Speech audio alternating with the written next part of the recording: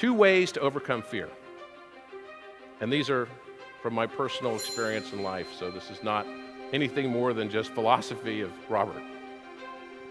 One is gratitude. I've found it impossible to be fearful and grateful at the same time. If I let my mind stop for a moment and feel gratitude, even in moments of despair and difficulty, it makes all the difference in my life. The next way to overcome fear that I've found personally is to be intentional in my decisions. Everything that happens to you in your life can either be the best thing that ever happened to you, or it could be the worst. It's about your perception of that.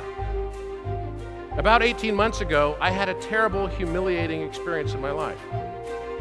I had left a wonderful job 2 years before, and I left because I was recruited by Warburg Pincus, a very large private equity fund, to become CEO of Bausch & Lomb Surgical. And the intent was to spin out that business and to take that as a separate business and really try to derive value from it. And it was a dog of a business at the time. It wasn't performing very well at all.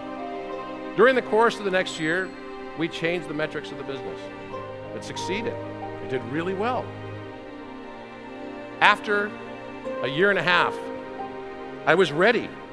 Okay, company's doing great. Our employee willingness to recommend scores are really high. All of our scores across customer willingness to recommend are really high. It's time.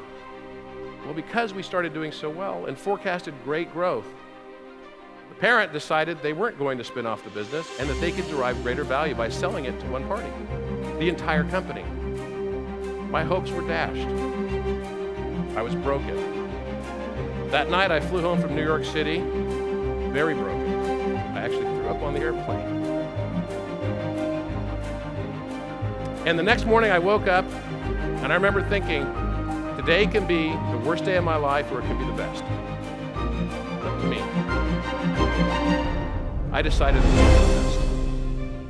Later that day, I had an idea to create the first Medicare opt-out company in all of healthcare. The first company that takes no money from the government. I didn't realize how big of an idea that could be.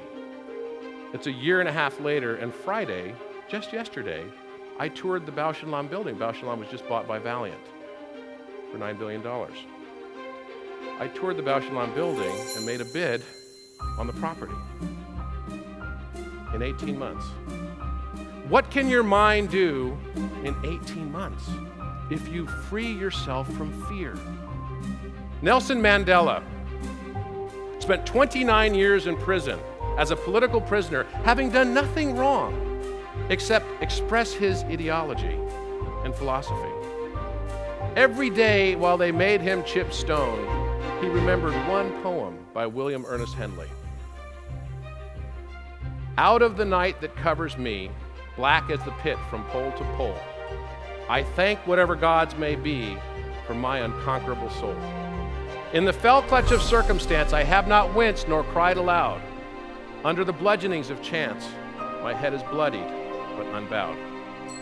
Beyond this place of wrath and tears looms but the horror of the shade, and yet the menace of the years finds and shall find me unafraid. It matters not how strait the gate, how charged with punishments the scroll. I am the master of my fate. I am the captain of my soul.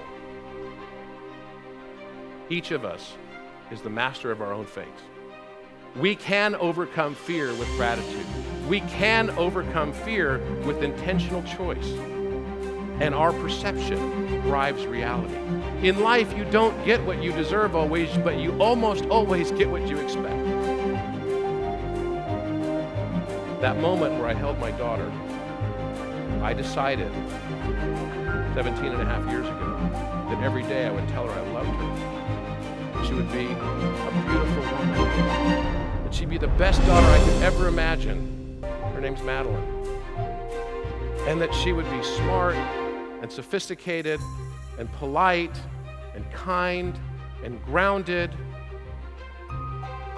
She's become exactly that. Life happens to us every day. We can decide what we will do with it.